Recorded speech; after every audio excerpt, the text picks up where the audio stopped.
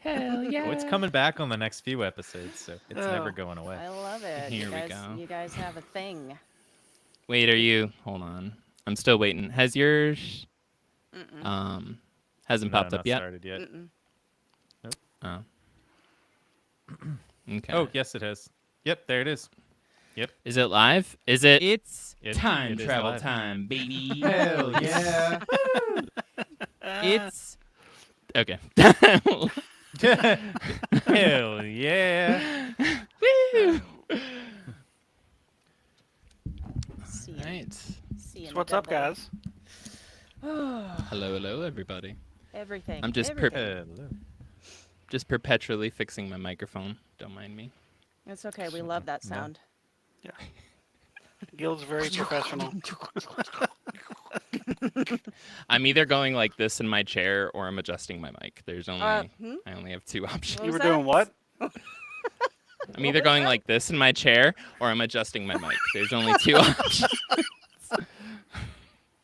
You're doing What? both at the same time. What happened? It's where my mic arm's at. It's right here. We're professionals. That's what we like. How's to say. everybody doing tonight? I'm pretty good, considering. You poor thing. You poor thing. You can tell everybody. What's been What, going considering on? what? Yeah. What's Yeah. what's good, my man? I work a lot. Yeah, you do. It's true. I've seen it. But hey, I did have a spooky thing happen at work, so that's fun. You did, dude. Yeah. Tell us about it. Yeah. Tell you about it or tell the audience about it? Well, it's kind of all of both. The collective us, Well, the Gil's royal never us. listening anyway, so you might Yeah, as well just yeah. tell him for the first time. Yeah. Yeah. What? All right, so, because apparently I'm a fucking ghost magnet, according to all you guys. So at work the other night, I'm getting ready to roll something into the back room, and I can see the back room door, like out of the corner of my eye. And out of the corner of my eye, it looks like somebody is poking their head out from the back room. And I catch it, and by the time I get fully turned around, they darted their head back in. And I'm like, what the hell was that? And I seen it enough to know it was a white guy with short, shaggy blonde hair, like dirty blonde hair. Like I seen enough of it to know pretty much what they look like. And when I walked through the back room doors, like as soon as I walked in, instant cold chills, hair on my arm stood straight up. For like the entire 30, 40 seconds I was standing around in there, looking around, knowing that if somebody was actually back there, they had nowhere to run and hide because our back room is like packed full of stuff. Mm-hmm. And what makes it a little bit more interesting is somebody who worked there right before I started says she saw somebody on camera wearing like a black shirt and a black pair of pants walk into that same back room. And when she rewound the camera, like there was nothing on there, but she's like, she swears up and down she's seen somebody walk back there. And then she went back there, and of course there was nobody back there. Jesus. So I wonder what the story is, what the history of that location is. I Because don't it's know. I won't say the name of the store, but it's like it's a retail shop, Yeah. And And those see, can, the place I told you guys about that I'm trying to get into to investigate, this cabin, like literally less than a mile down the, not even half a mile down the road. So it's like that place is right there that I've heard stories about, and then apparently stuff happens here where I work. So it's like, could it possibly be connected somehow? Interesting. That's entirely Yeah. possible. I was just reading this book by Hans Holzer. And it's like the strangest cases of ghost hunters or ghost hunters' strangest cases, something like that. And he was telling the story, and it got me thinking about how like what classifies a ghost, and then what's so different about like ghosts that can be seen in one location and then be seen in an entirely like haunt an entirely different location. He was telling the story about this same ghost that was seen at these two locations like 7 miles apart. Still, Damn. figuratively close, but that's, I don't know, it's kind of rare and interesting. So Right. yeah, maybe it's the whole area. Maybe Could be. so. Well, I mean, it's not like you were just walking into the freezer and got cold chills, No. No. right when I crossed into the back room. Instant cold chills. So It wasn't a walk-in freezer, was it? no, That's what I was just. Is and- the back Okay, room. just checking. Just checking. I gotta check all the bases. I gotta check all the bases. Yeah, I mean, Gil, if you were paying attention, I sent a picture of the back room. he wasn't. He really I wasn't. saw it. I studied I don't it. even know what your name is. Clearly, This is Amanda. that's apparently is Amanda. I Oh. for once did see the picture, and it was weird. Yeah, nowhere for weird. anybody to like really hide without me No. seeing them. No, not at all. Document Well, that's that a good shit. introduction. Yeah, it's a good introduction for today. It is for What was I episode gonna number do? 7.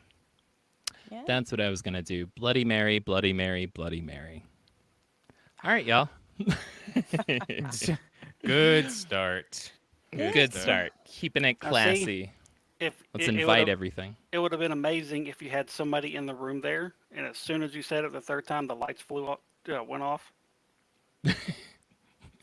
If my power goes down, this whole damn stream's going down. I don't know.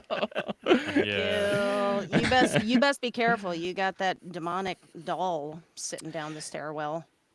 It's true. You know, I've been meaning to talk about this while we're kind of waiting for everybody to join here. I'm gonna ramble for a second. I've developed a very strong belief, and I feel like it's been tested well, that if you just leave shit alone, you're fine. It's really Yeah. simple.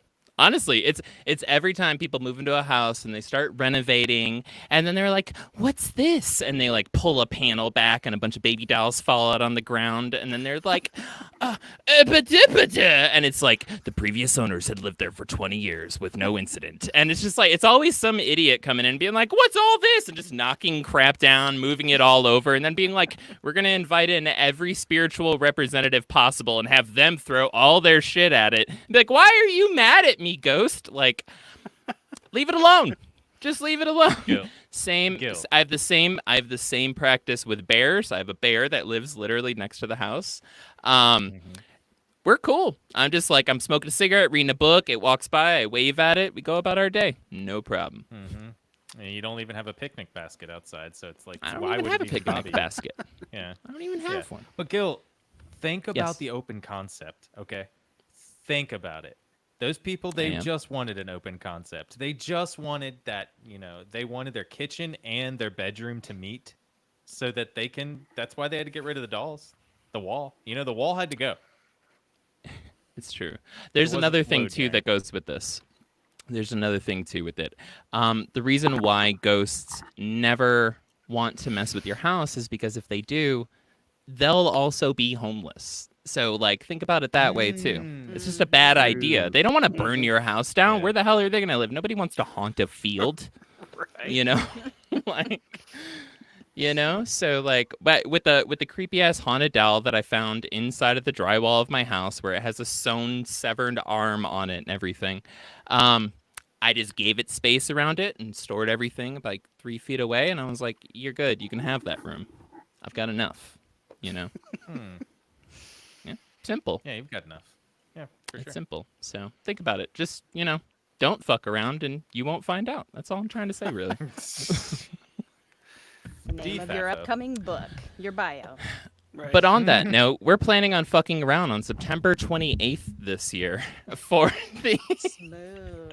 Yeah. What a Got it. transition. Been practicing all day. No. Does anybody want to go in and talk about that? Tell everybody. Should I just keep? I'll keep the momentum going. Keep it going. So we have currently a fundraiser. That's right. We are asking for your funds so that we can have fun. But the plan is we also want you to have fun. We're going to be doing something that honestly all of us are, let's just say, quite smitten by this idea. And it came from one of our listeners. We're going to be having what may be the first interactive paranormal investigation. And by that, we mean you're going to be able to treat us like little video game role-playing characters, right? Determining what rooms we go to, the questions we ask, the equipment that we use, where Joey has to sleep that night. All of those types of things get included in this with live polls, live chat, everything going on. And on top of that, we're going to have as many rooms mic'd up and cameraed as possible throughout the house, along with individual live streams. It's all of the action of a paranormal investigation without having to listen to us tell you that we spent 2.5 weeks re-listening to audio to find a 2-second soundbite, right? It's all of the action while it's actually happening. So we're pretty stoked about that. That's the tech end of things, and that's what basically I think anybody that contributes to our campaign will be getting access to that live stream, and it's going to be a doozy. Now, as for the actual house that we're trying to investigate, it's awesome.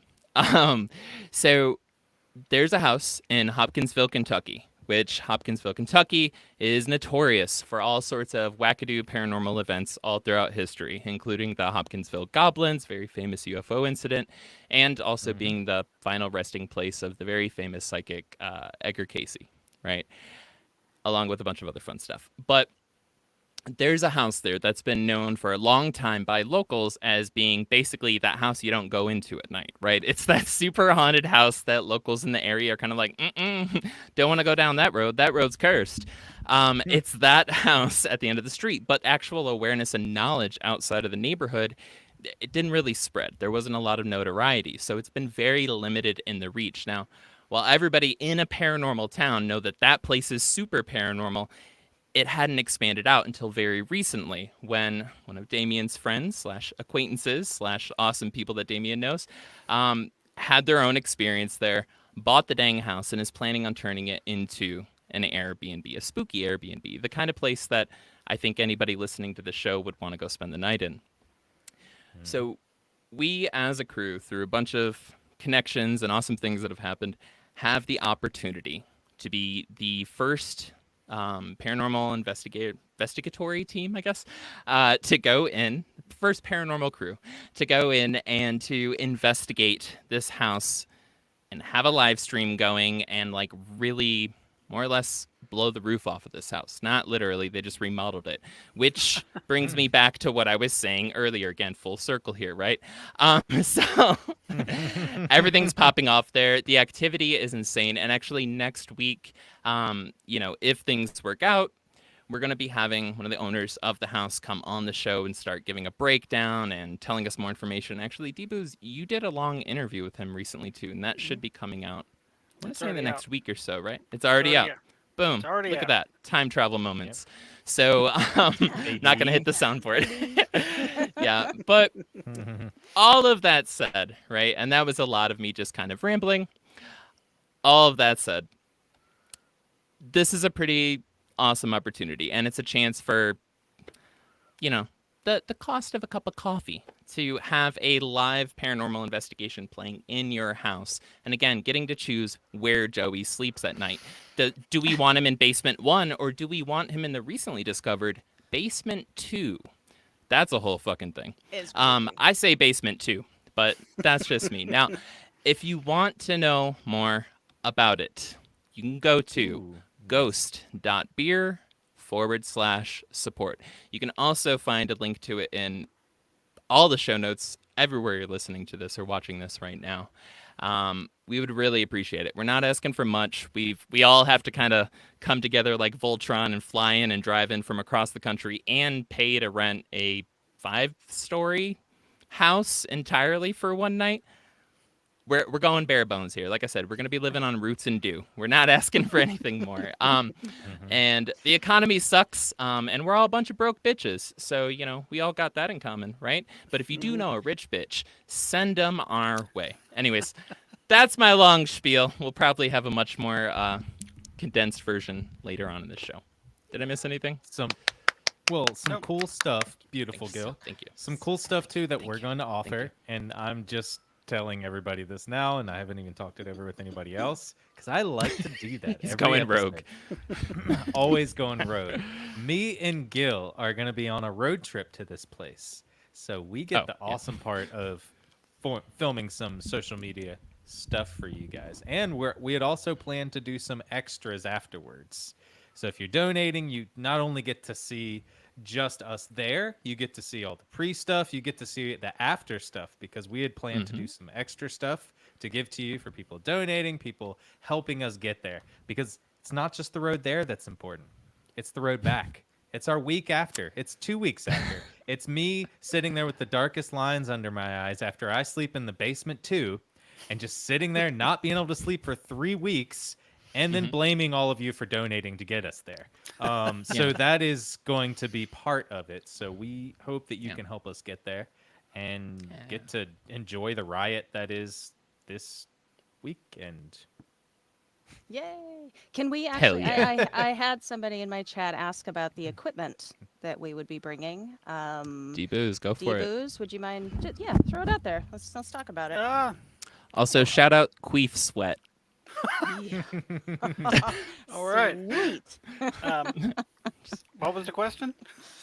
Equipment. What equipment are we using? What gadgets are we using? Well, obviously, we're gonna have a ton of cameras, a ton of mics.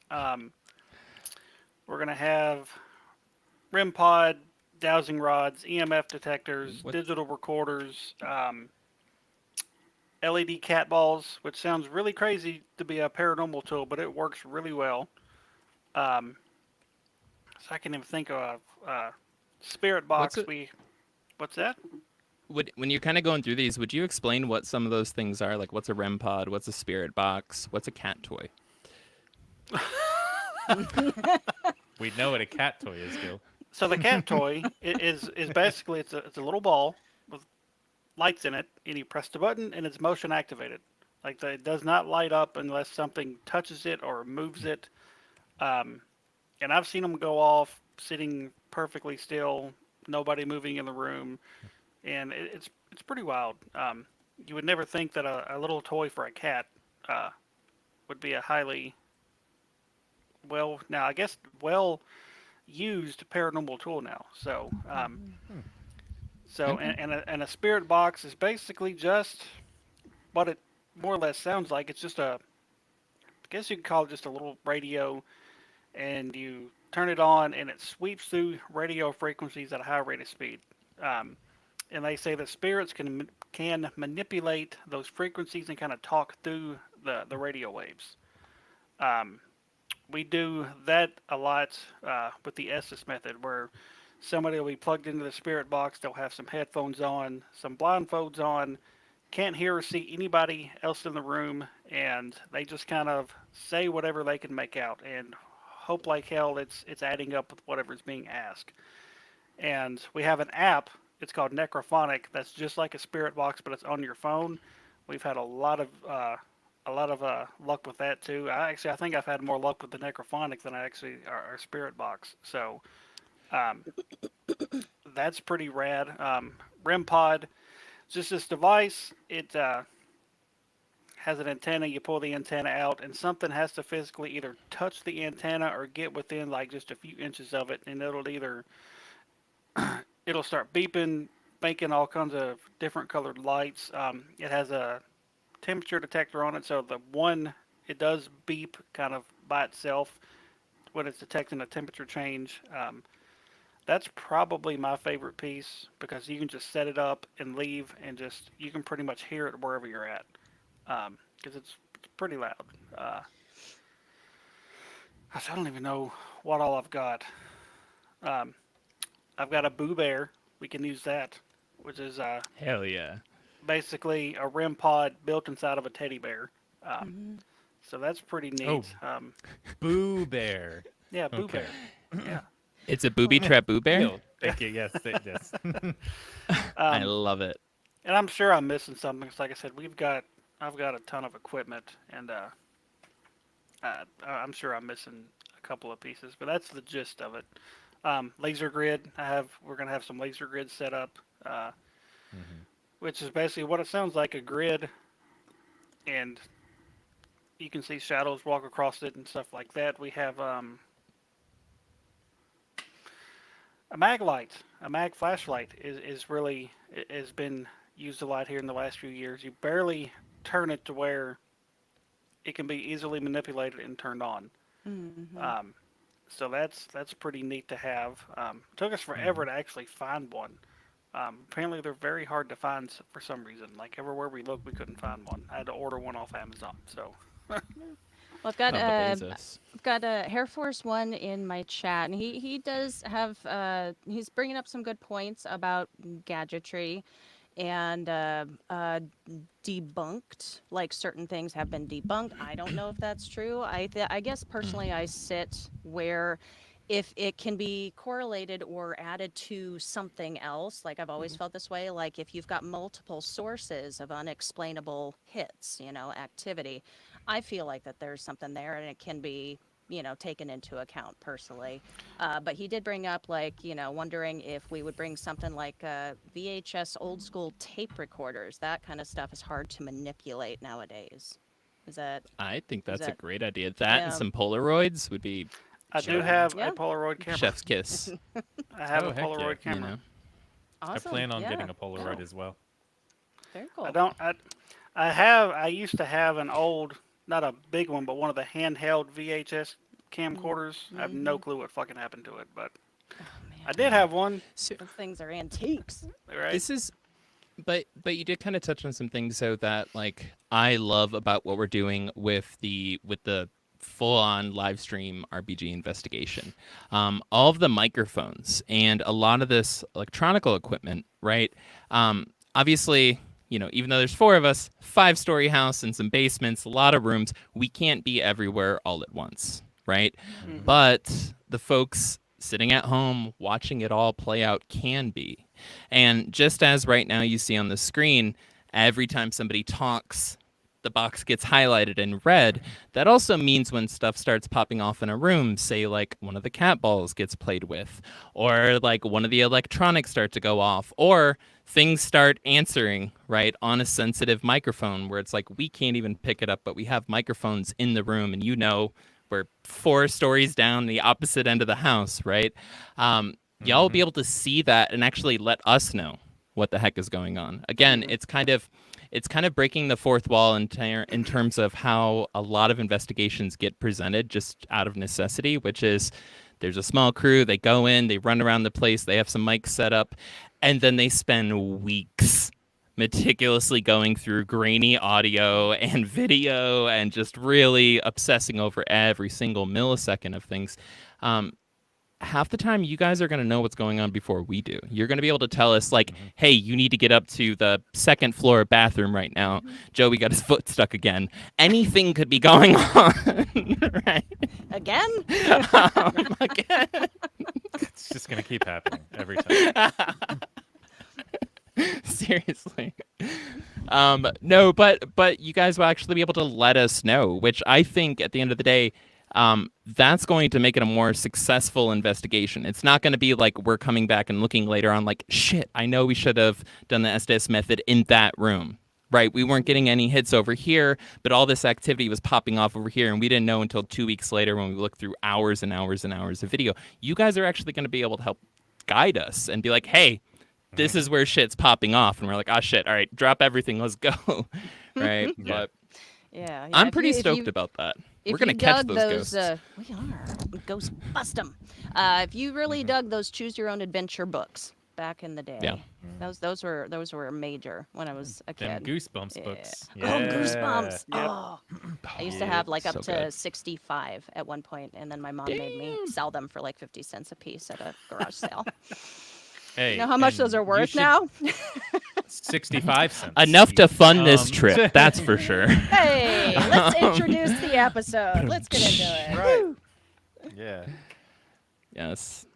So we Who are wants to take it? episode 7. Believe it or not, 7th episode.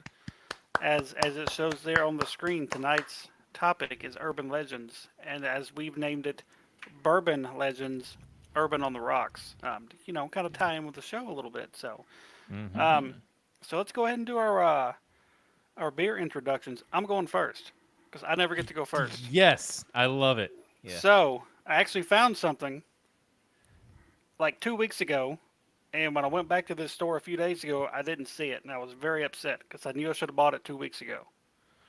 So Okay. I stopped in again on the way on the way here, and I just walked into their cooler, and they had like 4 cases of it. I've got 3 Floyd's zombie dust. Nice. So- Oh, I've never Okay. tried it, so I'm about to crack it open and see how good or how nasty it is. you know how Oh, many yeah. brand new drinks and beers that you guys have introduced me to on this show? Mm-hmm. Man, Well, for me. It's not too bad. It's an undead pale ale. okay. Okay. Yeah. Mm. Undead. Zombie dust. A little chalky. No, it's not bad. Okay. As it says on the can, it's not normal. Mm. Who's to say? We got to give a quick shout out to your mom, who is in the Beer Booze Boogeyman live stream. I just saw you, Sherry. Shout out to you. Hello, Mom. Hey, Sherry. Yes, catching up with all the chats. Also, Queef Sweat loves you, Damien.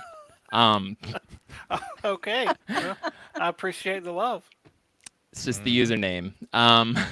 But who's next? Who's next on the drink docket? Oh, I'll go next because I want to go clockwise here on my screen anyway. So I think I've had both of these before, but I got my Imperial Squatch double IPA, and then for my little teaser, my appetizer, Sky Kraken. Wow, very yeah. refreshing. I am Nice. sweating bullets up here. It is hot in Washington State right now. Mm. It's hot Joey? in Tennessee too. Oh, well, I guess I will go. It's like summer It's over hot here. in North Carolina. Yeah, it's just like somewhere over here. So I know that all of you know how much I hate camping, but also love puns. So adding those two together, I have this Hoppy Camper Intense IPA. I haven't tried it yet by Innovation Brewing, but I'm about to try it. That beer is so you, Joey. Because it's so punny. All the puns. So punny. But I hate camping, so I'm not a hoppy camper. I'm like an angry camper, I think. All right, Gil. Gil. I'm rocking Voodoo Ranger. Solid. Classic. It's my favorite. I love it. That is solid. Although Terrible. Damien D-Booze has Terrible. a bad aftertaste of Voodoo Ranger because he had like one of the weird like tropical like fruit flavored ones instead of the classic. Oh, well, you know. But you know, you got me like, beat this week on that one. He had like Voodoo Ranger or something, like fake Voodoo Yeah. Ranger or something. I didn't even Fruit know of the Loom existed. Ranger. Yeah. Well, Right. today, urban legends. Yes. We ready to Yes. kick off with the Gonna calls? hop into it. Sure. Yeah, you want to open the lines, and then I think we do have a couple of submissions to read as well. So For very sure. excited. And if the person from Europe who keeps trying to get through tries to get through this time, let me know immediately. Interrupt everybody. We're gonna get you through eventually. All right. I do have a line set up for you, but it'll take about 5 minutes for me to get it all wired up. Mm-hmm. And I believe while you're doing that, Gil would be European.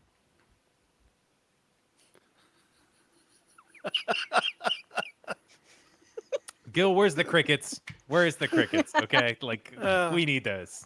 The, The blank BCR stare. applause. The blank stare. Thank you. Thank you.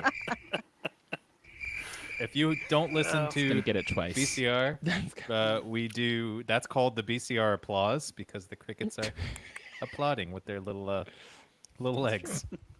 Think about That's it. how I like to take it, anyways. Oh. Cricket sounds are just applause, you know? Mm-hmm. That's all. So while we're Well, waiting does for anybody calls, want to we go wanna, first? I was gonna say we go for a submission story first. Sure. Change it up a Okay. little bit. Sure. Yeah. So Which one who do you wants want to go? You want to go? Or you want me to go, Kristen? Oh, I can do the first reading here. So you sent it to me. So this was from @tnoodlehead on TikTok, and they said I was 14 and it was my two best friends and I. They were spending the night. We got bored. My friend Wesley convinced us to play this game. We went in my bathroom, turned out the lights. We looked in the mirror and chanted Bloody Mary. They didn't see what I did. I saw this country scenery. There was a dirt road, a hillside that went down, then a slight bend. I saw black hearts raining from the sky. This woman stood in front of an old cabin. Pick up with that in just a minute. Hmm. Hello, caller. You were alive. Can we get your name and where you're calling from? Dwayne, Puyallup, Washington. Dwayne. Hey, Dwayne. All Hello, right. hello. Hey, Dwayne. Welcome again. Welcome back. Welcome Yes, back. sir. What's going on, Dwayne? Yeah. Hey, how you guys doing? Doing good. Good. Better now that good. you're here. Yes, Mhm. always. Well, nah, I wouldn't go that far. Anyway, my question was, I threw a little bit in the chat there, but how much stock do you really put into these tools when you investigate? I mean, they've all been pretty much debunked, and we know what they are, and very top of the list, phone apps are absolute crap. I don't care what you think of them; they're junk. But what stock do you I'm put gonna ref into this. these? Dwayne, I feel like we know Okay. each other well enough now. I can interject just a tiny bit. You know, I got love for you, my man. I'm gonna ref this and say that this is on the premise that some of these tools are in fact urban legends. Okay, go. Okay, continue Good on, preface. Dwayne. Good preface. Yep. All right, Dwayne, continue, my man.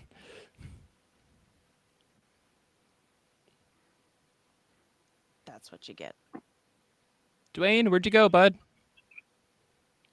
No, I'm still here. Oh, okay, go for it. Go for it. I just wanted to premise it real quick because I could see the fire in Well, Damien's eyes. I was like, No, it's all good, man. It's all good, man. Much love, Kristen. I love you. All you guys are awesome. I just come with the hard-hitting questions. Have you researched any of these tools as to their validity and how they work? D-Booze, But- I feel like this is you. Well, considering every time we investigate, we try to debunk everything that happens before we put it out there for anybody love to that. see. So if we can come up with a logical explanation, we just toss it out. But if there's no possible fucking way we can figure out how this went off when there's no electrical interference or there's nobody moving or there's nothing whatsoever going on, we're not going to say it's paranormal. We're just going to say we can't explain it. Is it always going to be a spirit manipulating it? Maybe not, but it just may be something we can't figure out. And Sure.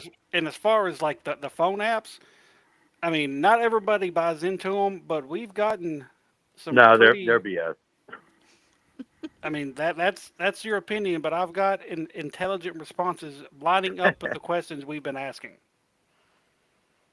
Yeah. I guess the second to this is I watch a lot of the. Believe me, I believe in this. Don't think I don't believe in this. I just don't necessarily believe in the methods used. Mhm. But I never hear anybody take into account maybe how close are you to a military base and the signals they put out, or an airport and the signals they put out, or a police station and the signals that they put out, or a cell tower and the signals that they put out. Do you think they can manipulate these tools and fool you into thinking you're getting a reading when it may be a false reading? I'm just putting it out there. I'm not saying it's just a thing that I never hear anybody talk about. I mean, Radio it's interference. You don't have to be right there with a key fob, firing off, Yeah. the REM pod, which, It's is just a mini Ferriman. D-Booze, can I back you up a little bit on this actually? Go I'm ahead. gonna come in out of left and right field. Actually, I'm coming from the sky. Okay, so this actually harkens back to something that that Kristen said a little bit earlier about having multiple points of data, right, being collected, multiple different forms of measure being collected, and as it stands right now, the cutting edge of researching into, anomalous aerial phenomenon, UAP, right, UFOs, is to have multiple different data sources, whether that's like a fighter pilot getting it on their radar, it's a team with like infrared goggles that are looking at it, it's also showing up on satellite, it's also showing up for multiple people via their eyes, sonar systems, right, having all these different tools, which all on their own can be spoofed, they can be interfered with, they can have issues, but when you have multiple tools that are all basically pointing at the same thing and saying, yes, there's something there right now at this time, right? Then the argument becomes a little bit more difficult to make that things like the app and stuff don't work.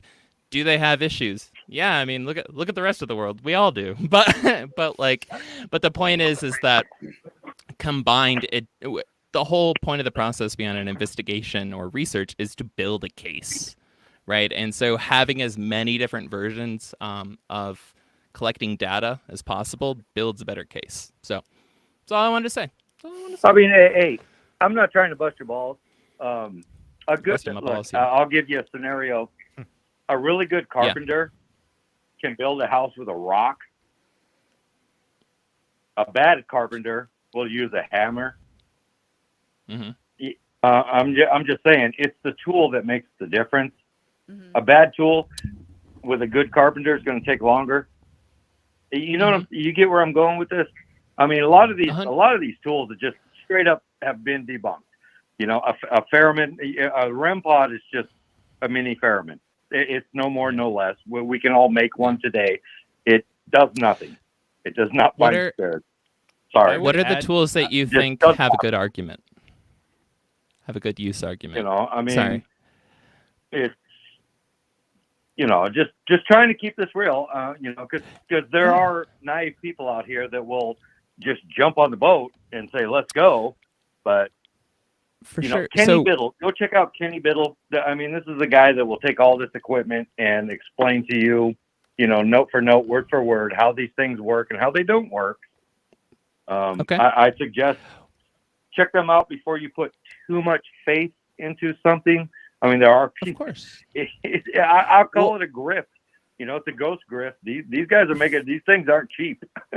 Oh, for sure. Now, anything related to the afterlife, there's a lot of money involved. I mean, the church. Anyways, but that's why. What tools would you recommend or methods? Stuff, like a DAT recorder or VHS, because I think most of us has gone past that anymore or weren't even alive when that stuff was around. Mm-hmm. And I don't think most people would have the know-how to manipulate that, to cut tape, to splice tape, to tape the tape, and do all this. Yeah. That's why I have more faith in old school analog equipment than I do in digital.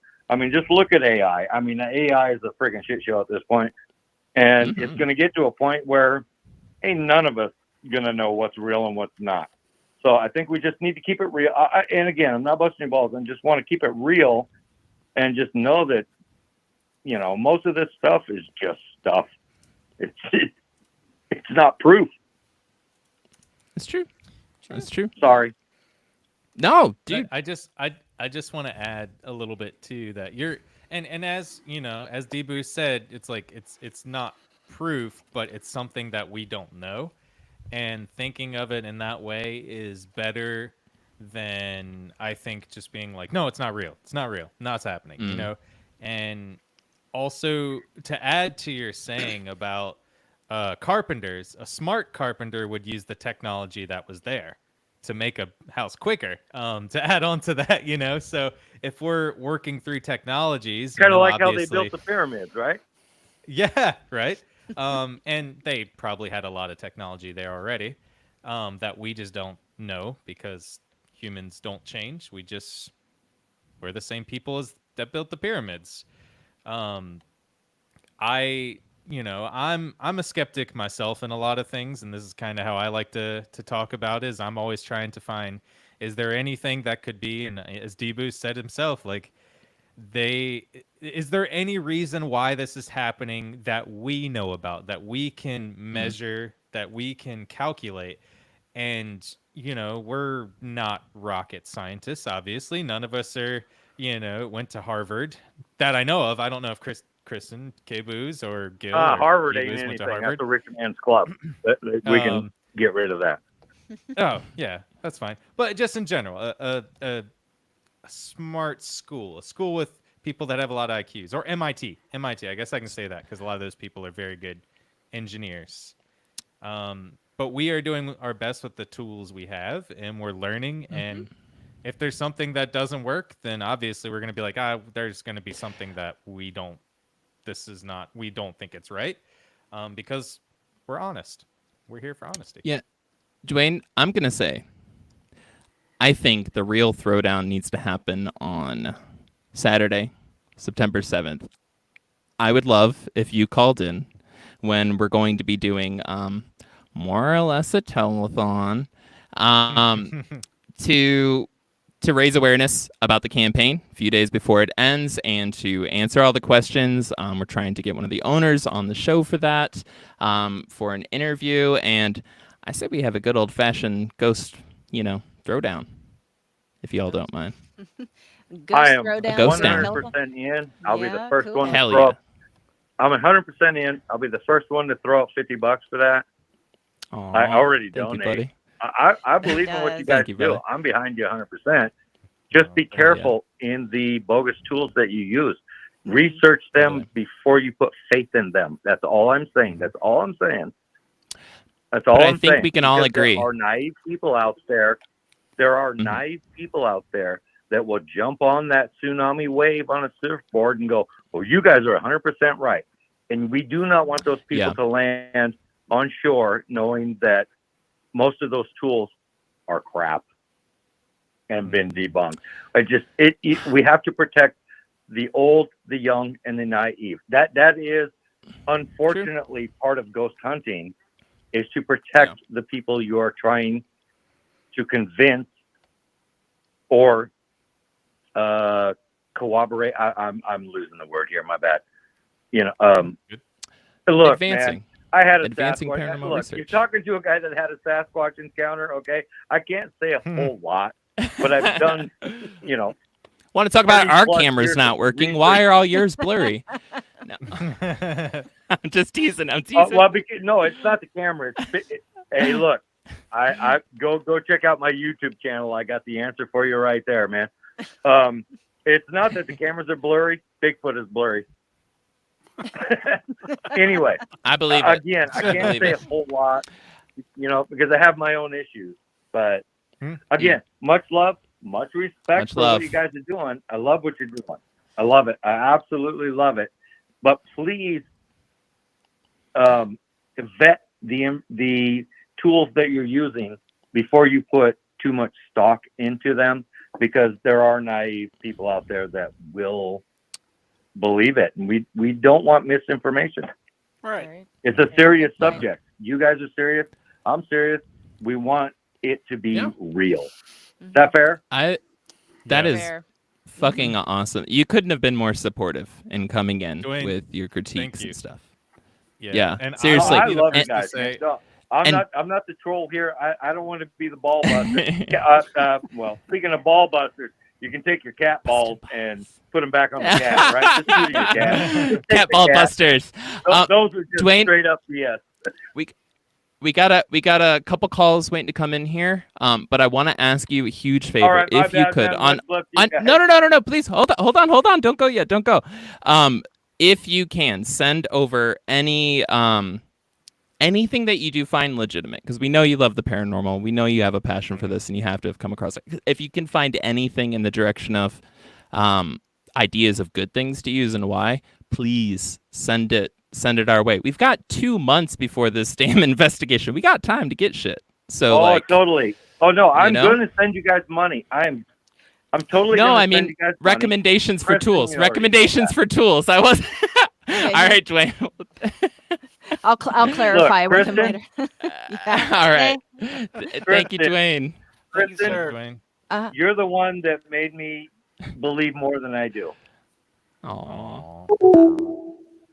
Aw. Aw. He So- left on that note. Oh, So Harry, thank you, Dwayne's the Dwayne. shit. Thank you. He So- is the shit. So Harry Carey said something really awesome too. is there are some people that are absolute phenomenon magnets. Get them together and go out with them. D-Boos, we already have you, so we don't need we to got worry it. about that. Deboos, yeah. And Deboos can't be hacked. All right. That's true. He Yeah, can I'll, only be backed. I'll clarify with Dwayne to get a list of some cool additional equipment that maybe we're not thinking of, just in addition to. I would personally Harry- like to have a smattering. Oh, so while we're waiting for a call here, sorry, I'm kind of like hopping in and out here. Harry Carey, two things.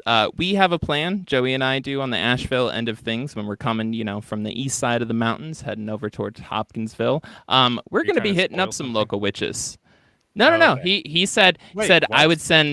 would send witchy chicks. Yeah, no, I'm setting up a thing so that you and I get like purified on the way home. You know what I'm saying? No, you're just telling me this now. I'm still my mom's son. I'm not an idiot when it comes to this. Okay, but yeah, don't worry about it. You'll be fine. Okay. Pickle and yes, peanut butter 2566. Please call. Go for it, my Yes. man. Yep. I like one of those things. Peanut butter. I thought you were gonna say 2566 was. But Kristen, you want to pick back up on your story? Yeah. Never mind. Hello, caller. You are live on air. Can we get your name and where you're calling from? And could you please turn down thy YouTube? Oh yeah. Got it.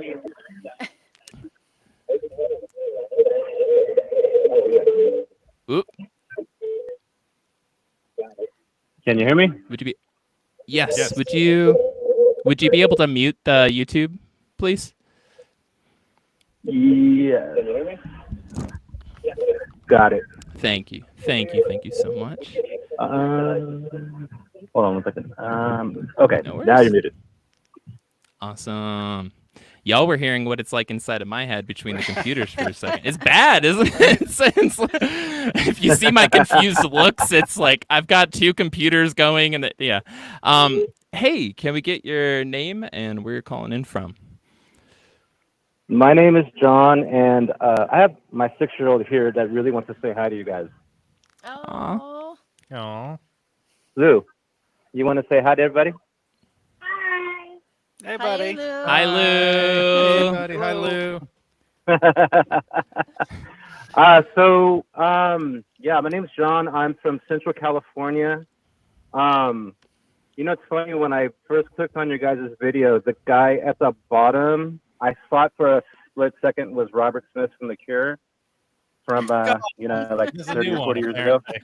Me, right? The Joey? Which is, it's a compliment, you know? what color is his background? With that? What color is his background? Is it the white one, the brown one, the black one, or the purplish one? It's the I want to believe. Oh, Joey. knew it. Damn, Yeah. Joey got the It compliment was of the the night. hair and like the Thank smile. I you. was like, that's Robert Smith. Appreciate Holy that. shit. I do play music too, so it kind of makes sense. Tracks. So yeah, you guys want to hear my story? Yes. do. Please, yeah. please, yeah. And Oh, yeah. not everybody saw the primer that you gave in the BCR live chat. So if you could just start from scratch and just bring everyone up to speed, including myself. This sounds like some new shit. This is some episode worthy shit. So Yeah, go for it. was a skeptic, but I really honestly didn't give much thought to anything paranormal. So I was a warehouse manager at a location, and it just happened. I mean, I was there every day, 5 days a week, 10-hour days. Never noticed anything. The building was built from my personal owner. It was built it only been around for about 5 years, so it wasn't an old building. We didn't know of anything tragic that happened during the making of it or in the general area. So There was a weekend that we came in. We have weekends off, but there was a weekend I asked some of my guys to come in and to do some extra work. And we were out there on the floor, and I went to use the restroom or something. And when I came back, somebody from my staff said, "Hey, who was that girl sitting at your desk?" And I said, "Girl sitting at my desk. I have no idea what you're talking about." And he said, "Yeah, there's a girl sitting at your desk." And I just thought maybe the guy was like pulling a prank on me, or I didn't really get the joke. So I just kind of like laughed it off, and we went about our day. And about an hour later, we have some wood steps to go up to a loft. And long story short, I thought a different department had come in to also work on a Saturday. And so when I heard the steps, the dump, dump, dump, I turned around to acknowledge that person, and I turned around and nothing was there. And again, and I looked at the couple of guys that came in with me that day, and they all looked at me. And keep in mind too, I'd been with the company at that point for over 10 years, and so I was there from the beginning of when that building was built, and I knew all the creaks, all the cracks, all the things you would typically look out for, the common sense kind of things. So steps was not one of those things. So again, I don't really put much time into thinking about those kinds of things. So I just brushed it off and went home. Nothing, just didn't tell my wife about anything. About a week later is when it happened. I was down one of the aisles, and just for a split second, I saw, plain as day, right in front of me, a girl. She had long, straight, dark hair. It was covering her face. She didn't necessarily have her head down. It was just covering her face. She had went around this corner of this shelf, this rack, and she was wearing, I thought it was a white polo. And but the thing was, the creepiest thing was I couldn't see her lower body. She didn't have a lower body. And she had went around this rack, and I kind of like blinked a couple times and was like, wait a minute. And I saw the direction that this thing had gone, and I thought it was a person, and I followed where that person had gone, which goes to a wall, and there was nothing there. So there wasn't, if it was actually somebody, which I know everybody in the building, there is somebody that kind of looked similar to what this girl looked like, but she went down a dead end that probably was only like 40 feet long, and there's absolutely no way that. So, and even that girl, I yelled her name out. I said, "Lynn," and she goes, "Yeah." She was upstairs, and I was downstairs. Ooh. Okay. So it wasn't her. So, and here's the thing, like I was raised, I don't really want to get into talk of religion, but I was raised Pentecostal, and I don't remember anything in the Bible about ghosts being able to like walk around and stuff. So I was taught that, when you die, like you wait for judgment. So this like really like messed with my head a lot. Because I'm 48 now, and I think it happened when I was like 32, but I was raised in church from birth till like 18. So it really messed with my mind. I didn't really know what to think about it, because the only thing as far as like ghosts were concerned, stuff like that, were just old like stories about, those, I don't know if you remember that fable about the sheep getting possessed and they ran off that cliff and whatnot. And but as far as like ghosts like walking around, like humans walking around like after they've died, like I don't know how that works in my brain. So it freaked me out. I went home that night. I didn't tell my wife because I was so freaked out, because I felt like if I actually talked to her about it, it would be even more real. So I just went to bed early, and but here's the finale. The next day, we're both getting ready to go to work, and she goes, "I have something I have to tell you, but I don't want to freak you out." And I said, "What is it?" And she goes, "I woke up in the middle of the night and there was some girl standing at the end of our bed." Oh, hell no. Nope. Hell no. Nope. Fuck that. Nope. Yeah. Nope. That's a big old fuck no sandwich. So Uh, she goes, dude, like, Mm-mm. you look like you're getting ready to pass out. What's wrong? And I said, what does she look like? And she told me she had long hair and you couldn't see her face, and she was wearing a white polo. Mm. And I almost fainted, to be honest with you. And she goes, dude, are you okay? And I said, I didn't tell you this part. I go, Jesus.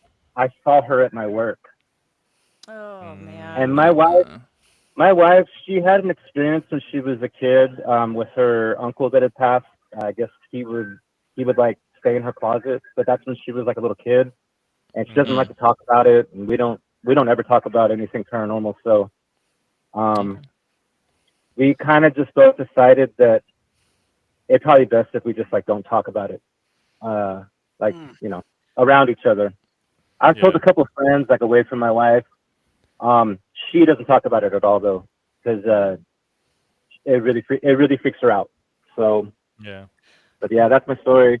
I remember that we both went to work, didn't talk about it.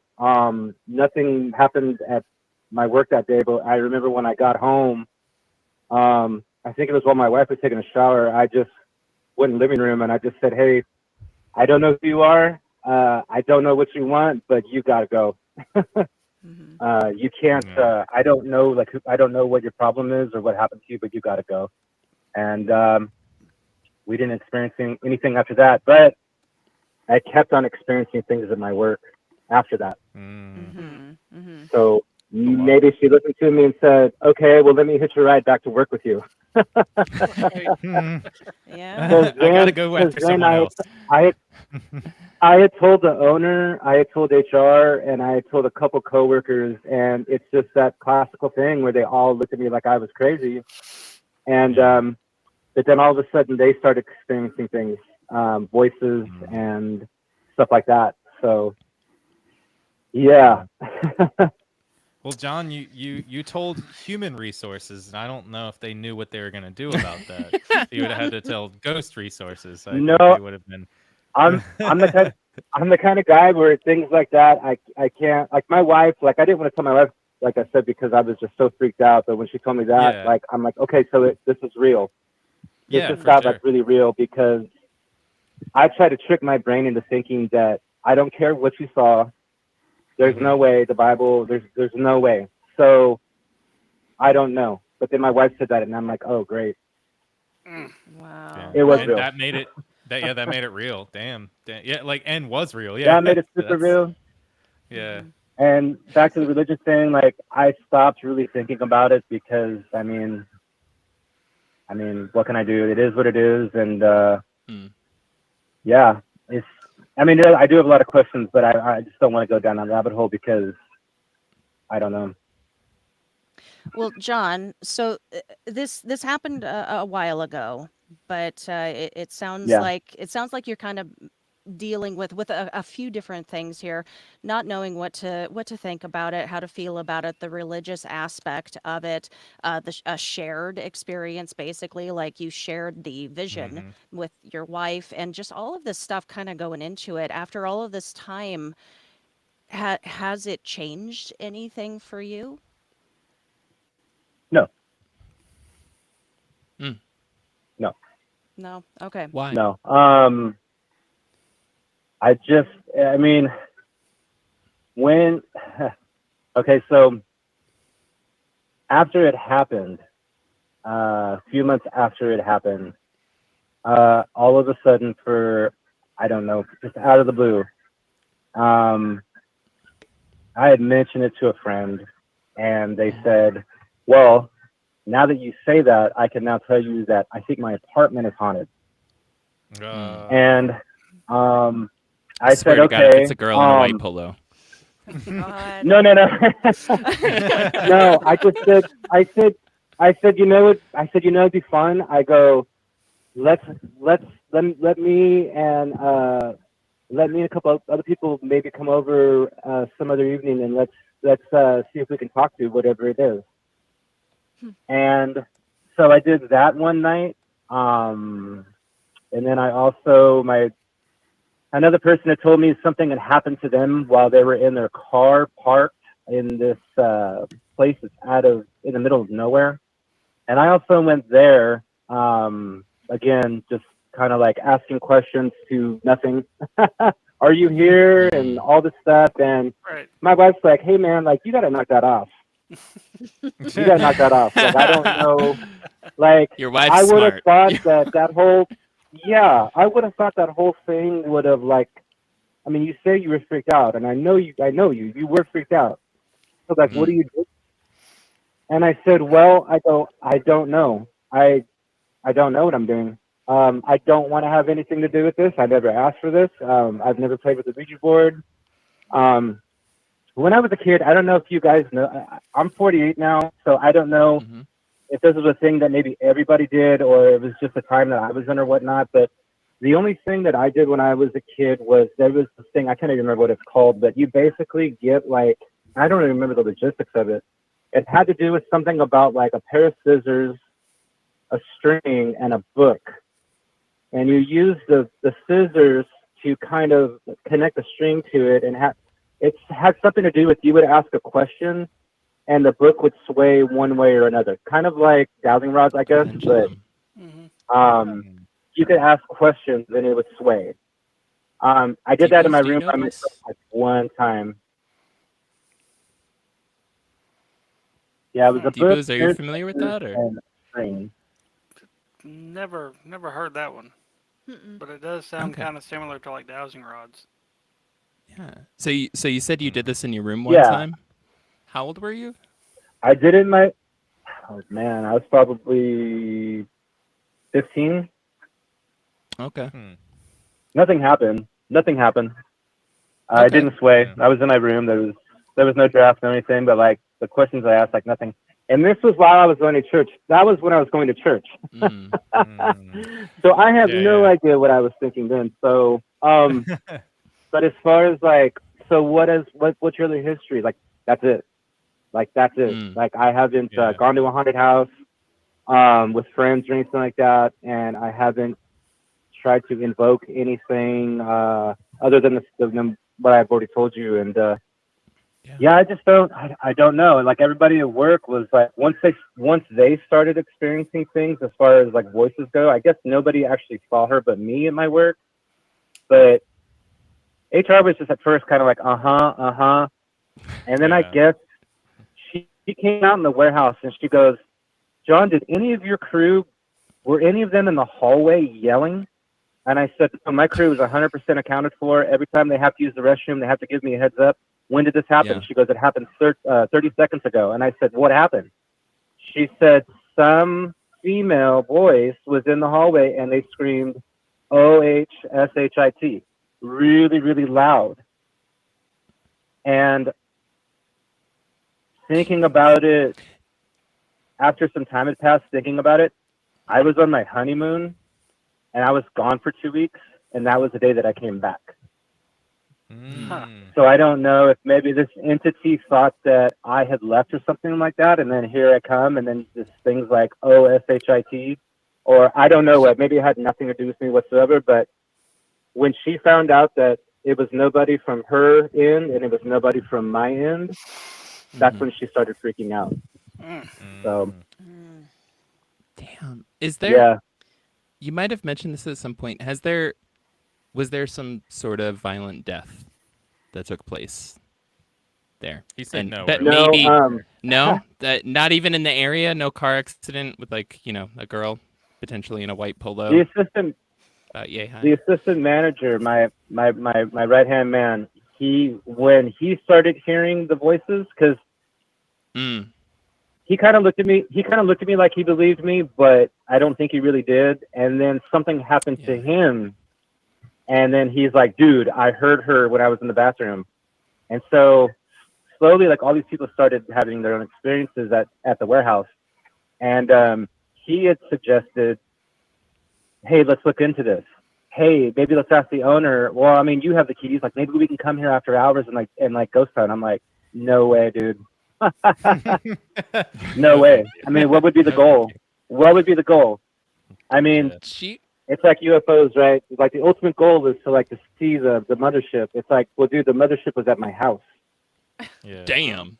You know what I mean? Mm-hmm. Like, Damn. what in the world? What in the world? I mean, if I heard a knock, it's like, okay. You don't Yeah. have to try to convince me, man.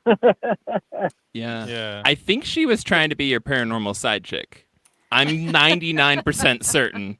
Like, she saw you Okay, pulling up so- after your honeymoon. It was like, oh, shit! But it was coming from another dimension, and it was, like, way more intense. You know? I was about to say, Not I you thought, again. I you thought know, she didn't. You already all followed these me home people- once. All these people, my work started saying that. Mhm. They started saying that it's you, it's you, and I'm like, shut up, shut up, shut up. Because even if it isn't, like, she could probably hear everything you're saying right now, and don't put any thoughts in her head, man. Like, no. Truth. Yeah. Truth. I thought you just didn't pay your country club bill and they were coming after you, and even in death. The white polo shirt. I would have, yeah, the white polo, dude, the white polo. So, That's weird. because when Very the weird. guy said you should research this, my very first thought was, okay, so obviously this isn't an Indian burial ground because I don't know about Indians wearing polos. So, but again, I don't know if Kiichi. somebody from there ended up researching it. They just didn't tell me. But as far as me researching it, I'm good.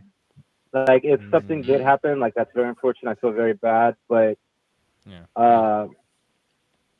whatever she needed from me, I couldn't give her, obviously. So Yeah. hopefully she, I don't know. Hopefully she moved on, or I'm not there anymore. So hopefully she moved on or found a home. I mean, I don't know. There's some pretty weird people out there, so I don't know. Yeah. And so Hello. I want to remember too. If you said since then you haven't had any more paranormal, seen anything, felt anything? Correct. Yeah, now I have my son, who wasn't there during that whole period. Now I have my son, so man, if anything stepped up, dude, it would be on. Yeah. It would be on. Yep. So no, definitely, like, now that we have my son. I mean, not that I was provoking before, like I said, but now that my son's here, it's like, Yeah. he's like, dude, he's 6 years old, and he's like, dude, like, yeah, like, what's up with the Exorcist movie? I'm like, nothing. It You doesn't think I'm gonna exist. sit here? It First does not of exist. all, you're 6 years old. Second of all, I've never, ever watched that movie. I've never personally. I'm 48. I remember when that came. Dude, I want nothing to do with any of that stuff. Dude, yeah. So- It's old school. It's got some Mhm. weird effects and, funky, all of that. But even I watched it when I was a kid, and it'll change you. Even if you don't think you believe in all that stuff, if you're not into it, it changes Yep. you. There's something about 70s horror. Something There's something about about it. 70s horror that Yeah. seems real. Yeah. Mhm. Can Well, I, thanks, Steve, guys. Well, thank you, John. Can I admit something? Thank My you so Can I son, admit something real quick to my you, son's John? here, and he's like, Dad, I didn't know any of that. Aw. Now Can I- he just can I admit found something? out about it He's over like, an "Dad, I didn't know international that." paranormal show. No big deal. No, Right. Hey, John, can I admit something to Lou real quick that would be good for him too? I've never seen Hey, Lou. The Exorcist either. I've never seen The Exorcist either. So you can See? live a good life and never see The Exorcist. I've never seen it either. See, he's never. There we go. Yeah. Okay, cool. Honestly. Yeah. Well, thank you all for calling in, John and Lou. Thank you, John. Thank you, John and Lou, guys. Thank you, guys. Thank you, man. Have a Thanks, good night. guys. Have a great day. You too. You too. Bye. Bye. Bye-bye. Man. That was awesome. Yeah, as soon as he said the hair over the face, I didn't even need to hear the rest of the description. Like, oh, no. Oh no. Right? Yep. Oh. Yeah. Hell no. And And she followed him home. She had the audacity. All right. She had the audacity to go to the bed where his wife's at. You know what I'm saying? And him. mm-hmm. Just like, mm-mm. I don't like her vibes. I don't like her vibes one bit. Kind of Not sounds today, like fair lady. kind of sounds like a modern day Lila Rona. It does. It does. Yeah. It does. Mhm. It's one Instead of of- those. Mhm. instead of wanting the kids, it wants the husband. Mhm. Mm. So you never It's know. after him for something. I Right. don't know, something. Hello, caller. You are live. Can we get your name and where you're calling in from? Hi, it's Little Mystery in the chat. Hello, little Hello, mystery. hello. Hello. Hi there. Hey. So I what do you am got for us calling tonight? from New England, Awesome. New England. Hell yes. almost as Ooh. haunted as the West Coast. All right. Spooky. Just like I'm just calling from a cafe in Salem, Massachusetts. No big deal. Anyway. I actually That's did go to awesome. college in Salem, Massachusetts. That's an interesting place. Very interesting. I bet so. Mhm. Now you said So something I had told you guys in the chat. Yeah, Yeah. please go ahead. Sorry. No, please. Well, I had lived in a haunted house at one point. Hmm. Okay. Go for it. Okay. Give us your best Yeah, story. What happened? What happened in this house? Well, because I had put in there too that sometimes you question, right? Like you Yeah. kind of explain things away, like that thump must have been the house settling, right? We always say that. And so I had thought that very much so, but I had had a couple experiences in this house, and I ended up finding out the history of the house. So my mom and her friend were sharing the house. I was in college. The computer room she had, and I felt getting some paper, and I felt a very strong wind go behind my neck. The hair on my neck stood up, and then I had a cat at the time, and a cat was thrown against the wall of that particular room I was in. I heard a cat scream, and I was terrified. I'm like, who the hell would throw a cat, and what animal would throw a cat at the wall? So I went outside and I checked around. I saw nothing. I called my cat out of the front door, and the cat came, and she was fine. That was right. I'm looking up to where I go, okay, it's something wrong here. Yeah. This house is messed up. I had the sleep paralysis in my room in that house. I also used to hear things scratching in the walls, and I always used to play it off like it's squirrels. We didn't see mice, we didn't have but I hear scratching at night all the time in my closet above my bed. Right, I didn't hear it anywhere else in the house. We didn't have rodent problems, and it wasn't all the time. I had sleep paralysis. I felt like I was going down a tunnel. That was very bizarre, very fast, like a water slide. You know those tube water slides? It felt like that, but then I had to shake myself awake. And that was concerning to me because you're sitting there and you're like, I'm awake. I know I can't move. I feel like I'm going through this tunnel. You don't know why it's happening. And this was all in the same house, and I had to shake myself awake. Literally, I'm not moving initially. I'm shaking back and forth, my head and my body. And then all of a sudden I was able to move and I broke free from it. Never had it happen again. And then I was taking a test in the kitchen, and one part of this house was old and one part was new. And all the stuff happened in the old part of the house and part of the old part of the house. And I was sitting in the kitchen, which is in the new part, which is right next to the old part where they put the addition on. And I was sitting there I was doing a chemistry test with the dog that lived there under the table right next to me. And I heard a dog toy squeak.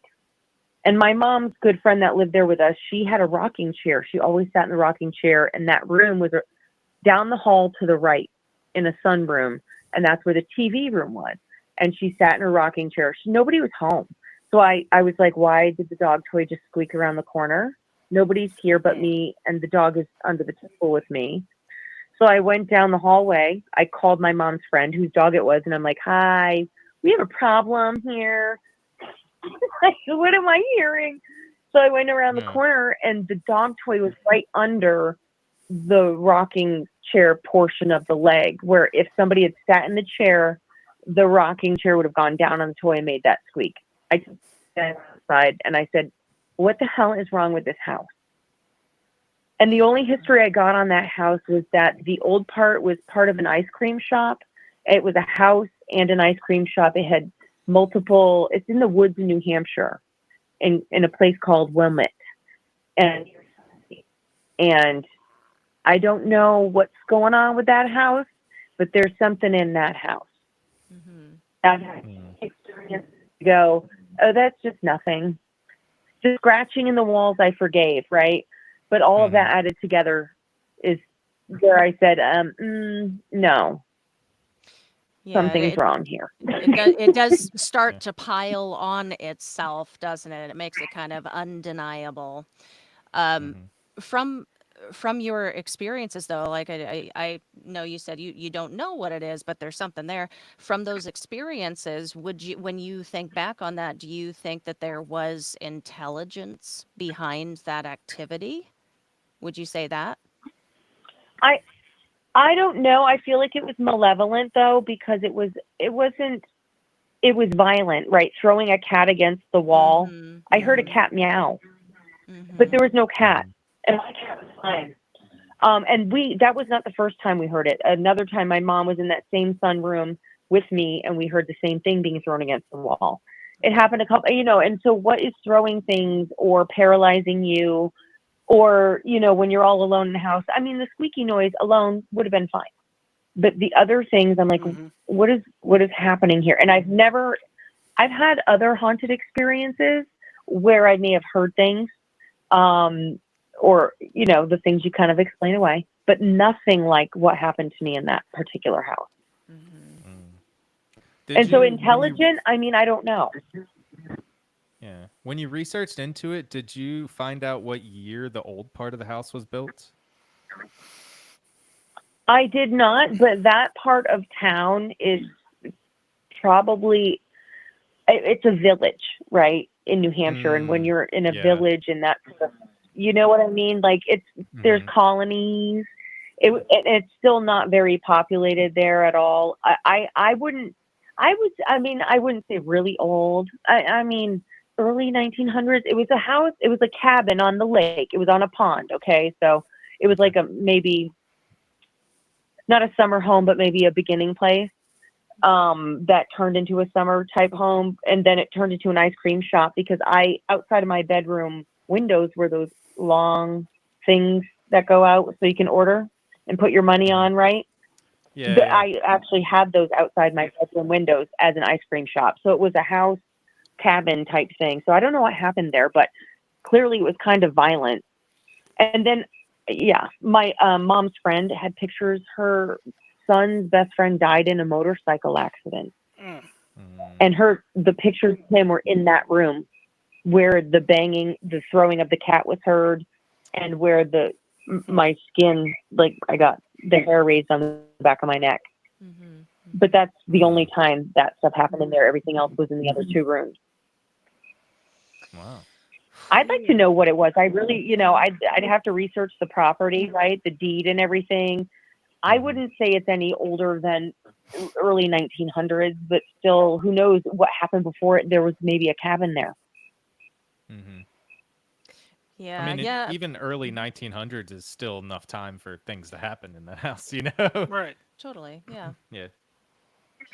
Yeah, you can have something newly built, you can have something built 10 years ago, but if something happened, or as far as I've read and understand it, if something happened with an emotional gravity to it, enough of that energy, that frequency, however you want to think about it. I mean, it doesn't matter how old it is, but I would be curious to know too, like what was that land, what was taking place there before, what is just the general history. I would just be curious to know.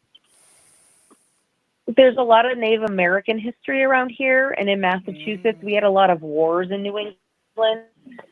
A lot of these places were settled in, like, I want to say 1777, 1767. So the wars were going on before that in Massachusetts, like the Bridgewater Triangle area. Very, very haunted. They still have Native American artifacts that they're digging up about Hockomock Swamp and all those places. It's a very interesting area there. And it does stretch up north, and even to Maine. Maine, they burned a bunch of Native Americans alive over by Mystic, Maine. And there's a lot of energy left there as well. I mean, to put it fully in context for that area, that's where the death and destruction of 3/4 of this continent's population began. Yep. Yeah, like it's that was the beachhead for Europeans coming in and like spreading disease and everything popping off to the point where most Europeans, by the time they got out to the plains, were like, oh, there's like nobody living out here, because 3/4 of the population had died from disease at that point. So like it's a focal point. And then it was the, all of the crap that went with it, all the politics from different European areas that came over with the Europeans. So they were fighting with themselves too at the same time. There's a lot of shit going on in that tiny little spot. Well, there's a lot of bloodshed here. Definitely, because they're in Massachusetts too. The Native Americans were making agreements with the colonials, and that they had disagreements. Over and over again. Fighting all over the East Coast. And so just like Nevada and Utah and the gold mining and what the intensity of what happened out there, that I think same energy is out here. The funny thing is I feel like there's a bigger handle on what's gone on out west and that kind of history, but out east I've struggled to find a lot of, like I said, history of what the houses or the settlements in the smaller areas, because it's quite important. I think there's a lot of impact in smaller towns, than they're documented, and there's a lot of history here too. Yeah. Absolutely. Yeah. Well, thank you. I had experience. I had a couple other, but that one I could not deny. That is what really. That's a lot. There's something, like with living situations too. Like I've told this to people before. I've lived in plenty of normal situations, normal homes, but there's just something different. There's something different about living in what I would qualify as a haunted home. Like it's just obviously different, obviously to you, like these things happened. Hard to explain that to folks who don't really understand that. Yeah. Including me, who I lived in one apparently lives other in an incredibly haunted home and has been oblivious. I found out recently I'm in a haunted home. Yes, go ahead. That's what I'm saying. Go ahead. No, there's a delay. Because what I was saying is exactly like. Yeah. Exactly, it's awful. Sorry you had that experience. Seriously, I'm glad it didn't follow you though. To be fair, I'm glad that just like the last caller, John. Like, I'm glad that in your new place of residence that you are not also having those same things happen. And I'm glad you're kind of like, you can look back on it as like a more, informational or like curious thing more than I have to figure out what's going on with me, that it's following me to this next house, and you're not just like, oh no, it's here. And that's horrible. I mean, I can't imagine that. I did live in another kind of haunted house where I heard things, and my young daughter experienced some stuff where we heard banging, but like I said, you can explain it away. But I did hear someone breathe right next to me. They went, and you're kind of like, I heard that, and there's nowhere that could happen, but like around me. Come on. And so I heard banging noises in that house too, and some voices, but you kind of, like I said, that explaining away. But when you hear the dog toy get, and damn well, like someone had to sit on that chair to make that noise, that's when I was like, all right. All right, buddy. All right, buddy. Time to go. You owe me rent. That's it. That's yeah. If you're gonna make any more noise, you gotta pay some electricity. No. Thank you. Only thank we you could so much. charge them, right? Right? Yeah, thank you. Right?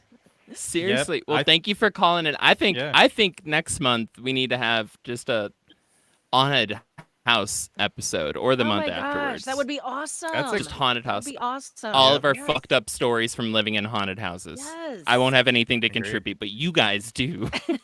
I won't have Mhm. anything. Yeah. I'm gonna Thank you. I'll hang up plagiarize now. some I'm of going to watch Damien's the stories. set. All Thank you. Thank you. All right, Thank thank you so much. Appreciate it. Bye-bye. Damien, you are literally a haunted house in your in yourself.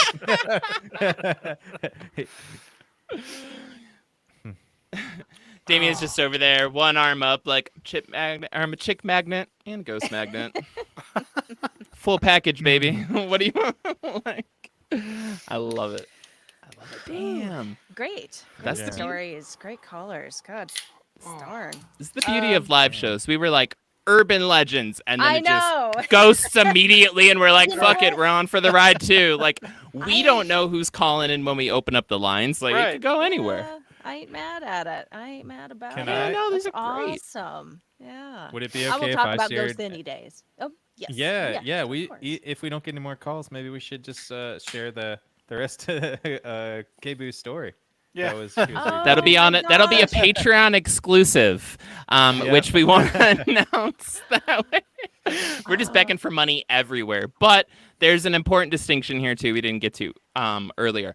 Anybody across any of the channels, right? So whether it's Life Beyond 6 Feet, whether it's Paranormal Girl, whether it's Black Cat Report, Beer, Booze, and Boogeymen, wherever the hell, if it's coming back to us and the crew, you're getting access to the live investigation. We're taking all of our money from our Patreons and other places. We're pulling it up, and we're going to be putting it in as a lump sum. All $15 of it going straight into it. No. But seriously, though, we already decided like a few months ago, we're like, all right, during those those months, we're just pulling it all together and put it in. So forgive us, but we're trying to make the monies out here. So if you're on the Patreon side, you can totally just ignore us.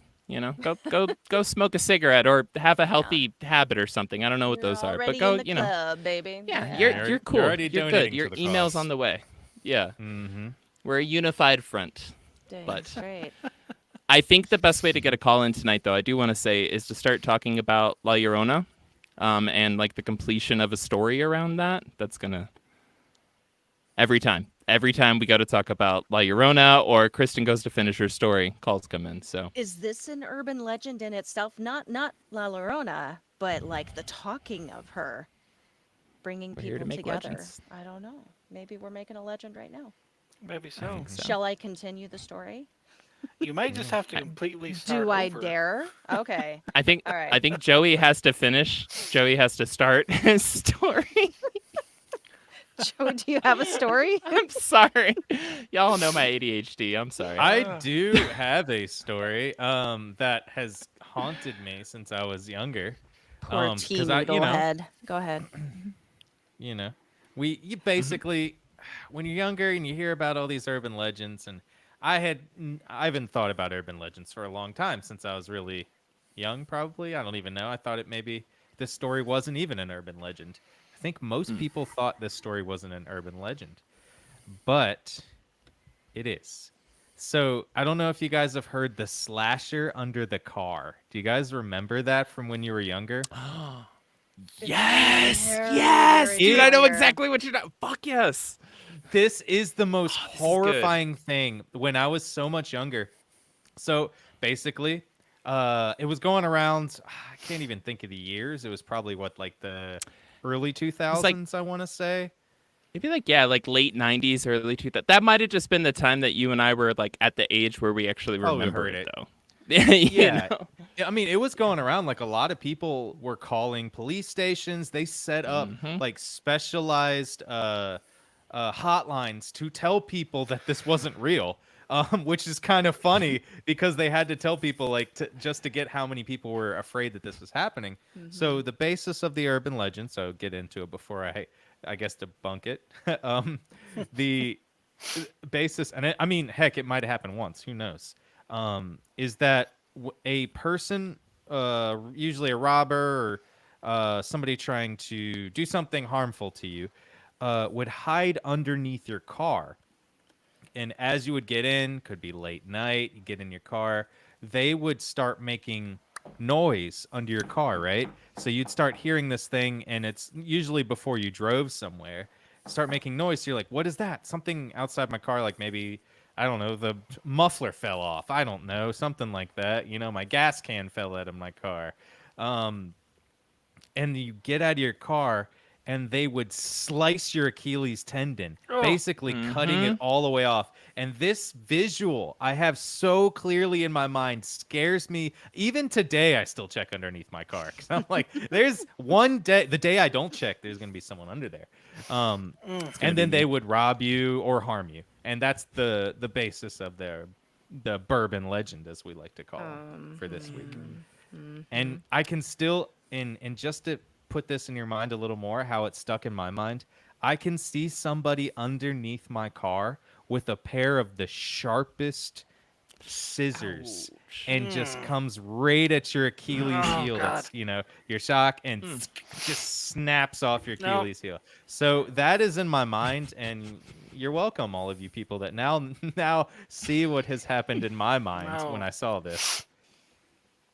You're a millennial, right, Joey? I am 2000. No, I am 1988. So yes, right? Okay, just checking. It checks out. You know, just the things that we I are think we're afraid all of the same age nowadays. group, though. I think they all Yeah. came from urban legends, to be honest. Probably. We had a slightly different one up in Toledo land. It was somebody would put, so you'd either get a small slit, like it would just be like a light like scratch, and the whole point was that you would like reach down and be like, oh, what the fuck was that? You know, it'd be like almost a bee sting or something, just like a sharp knife, like just quick cut, and you would reach down to go grab it, and they would grab your hand and cut off your rings. Of your hand, right? Yeah, I mean, you know, well, the rings would come off with your fingers. They would grab your hand, cut off your fingers, but you know, like the rings were there too. None of this is logical, people. I'm just saying that's what. I mean, What is this in, like- the Achilles tendon thing is logical. I get Yeah. that. I would be afraid. I could be afraid somebody's hiding under there or Yeah. under your bed. Snip, snip. What are we in, like Look, a my car fictional barely version makes of it New up Orleans inclines for without scraping. Yeah. cutting off how many rings do they think they have? Like, Who wears rings? who wears like six Like wedding rings? I mean, some rings people do. Or Yeah. you know, whatever. I just, you know, that's why you should only drive a coupe. It's impossible to crawl. Like, how awkward would that be? You're like, haha, I got your Achilles. Now just give me 25 to 30 minutes to get out from underneath your car. God damn it. Why'd you park so close to the curb? Hold on one second. You know, like, Yeah. got a low car. Low riders. Low riders were actually a self-defense position in LA to prevent this from happening. That I don't know makes if that's true. I'm making this up. Urban legend started by Gil today. There we go. And I'll drink to that. Remind everybody we are still taking calls, even when we're chatting. So please feel free to call in and interrupt us. We love to be interrupted here. Yes. Yes, we do. We love it. I would not like this whole thing to finish a full. A full?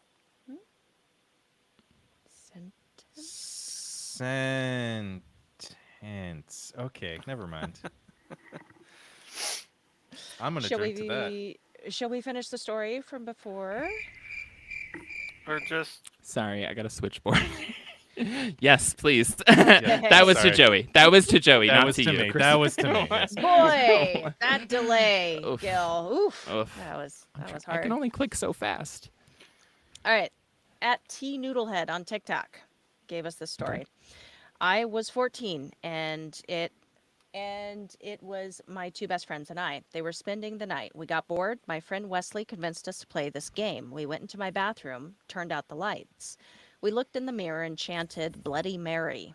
They didn't see what I did. I saw this country scenery. There was a dirt road, a hillside that went down with a slight bend. I saw black hearts raining from the sky. This woman stood in front of an old cabin. She started walking. She went around the bend, started to walk up the hill. She had this black cloak on. I could see her long black hair. I started freaking out, told my buddies to turn the light on. They were like, "What did you see? Tell us." She got halfway up the hill and took off running. I could see her black hair flow with the wind as she ran. I told them frantically, turn on the fucking light now. By the time she made it to the top, I reached and turned on the bathroom light. I told them, never again. Never again we're doing this, so we're never doing this again. It's not a game. Don't play around with this. Who knows what happened if I didn't turn on the light? It really scared the hell out of me. It was very real. I had a really bad experience with a Ouija board once. Don't play around with those either. It's not a game. You can unleash some real evil playing around with this. Mm. And that is Team Noodlehead. Damn. Yeah, this reminds me, like, I did an episode a million years ago now on, like, spooky games, and which I think do fall into, you know, urban legends somewhat. Like if you play this game at this time of night and you do these things, then the Shadow Man will come or whatever. Like, it's In very 7 urban days you will legend. die. Yeah, Yeah. yeah. was a- Jumanji. Freaky episode, dude. Damien found that really funny. Hey, I cracked you up. Damn. Speaking of Achilles Drink heels, damn. Drink into that. Don't you ever crack no Jumanji jokes. Oh God. We all have to drink every time Joey gets. Wow. I don't. Okay. Your laugh is so infectious.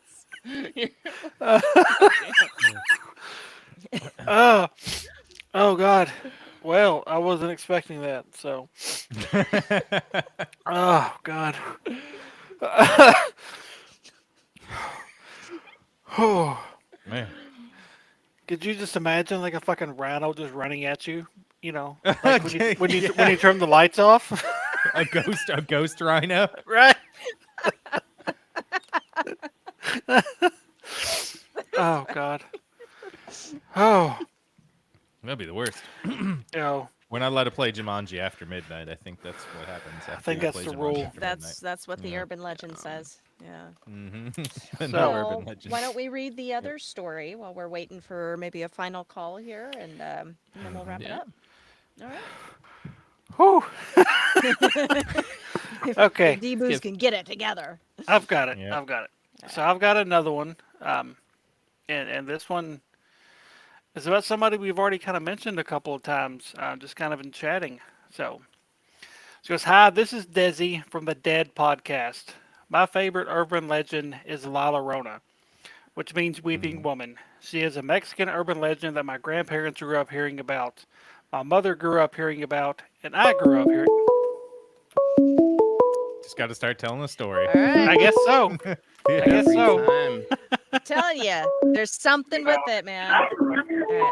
Oh my God. Hello, okay. caller. You are live. Can we get your name and where you're calling from?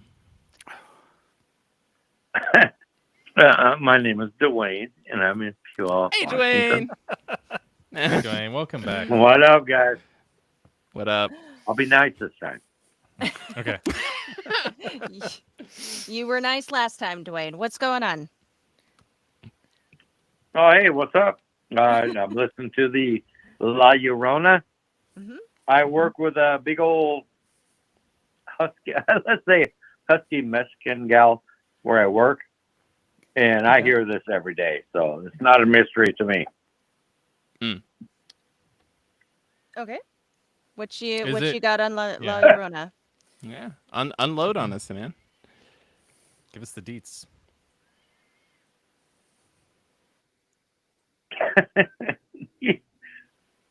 Oh, you guys are awesome. Look, I just want to tell you guys that you're awesome. Love what you do. Keep doing what you can do. Vet your information. You guys are just awesome. Much love to y'all. Except for that Thank you, one guy, Dwayne. but All right. but we'll Thank forgive that. Dwayne. Thank you, Dwayne. Dwayne, thank you. I'll catch you later. Can I Hell yeah. say Very nice. That was very Can I nice. say that Dwayne is like the Wayne Gretzky of callers? He's just hitting slap shot after slap He shot at us. does. He does. Yep. He knows. Yep. He knows a lot of stuff. Has some thoughts, Mhm. and Yeah, yeah. I met him in person. He's cool. He's cool dude. The goat. Oh yeah. The goat. Yes. Mm-hmm. All right, D. See, Damien. you did it, and Dwayne had perfect timing with the La Right. Llorona. Okay, Mhm. all right. Now you may finish. All right. I'm just going to start over. Hi, this is Desi from the Dead podcast. My favorite urban legend is La Llorona, which means weeping woman. She is a Mexican urban legend that my grandparents grew up hearing about, my mother grew up hearing about, and I grew up hearing about. There are several I just said virgins, versions of how she came to be, but basically it is said after her husband cheated on her and left her, she drowned her children in the river. She walks along the river banks weeping for her children.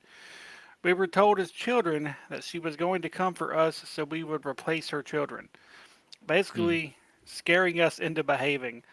So I will tell a little story. I did cover La Llorona a very long time ago on my podcast, and on this episode I talked about a dream I had prior. In this dream I was outside at night, and all of a sudden something or someone was coming towards me, and I didn't see until she was right in front of me, and I caught a glimpse of her face, and she was wearing her dress and veil, but all in black. Her hand grabbed around my forearm, and all of a sudden I woke up at that moment. When I woke up, for a split second, I could still feel her hand wrapped around my arm. Now, cut to me researching later on for the episode, and I read a story I found about her where someone has a dream of La Llorona, and this girl's dream, La Llorona is there, happens to be wearing black, and she grows closer each time until she is right in front of her, staring her face to face until she wakes up in a panic. A year later, she was at a friend's house, and her friend started telling her, shit, my phone's being dumb. I done lost That's my a place. weird thing for them to Oh, say. no. I apologize to Desi because I done lost my place. Hold on. Began telling her. Wouldn't that be Drank. funny if we just cut the episode right there? It just, Just keeps everybody Left in suspense. everybody Right. on the edge of their By the way, seat. callers, that was your cue to call in. Right. I don't know if That you. was your It's cue. okay. It's okay. Look, we're all La rookies Llorona here. strikes again.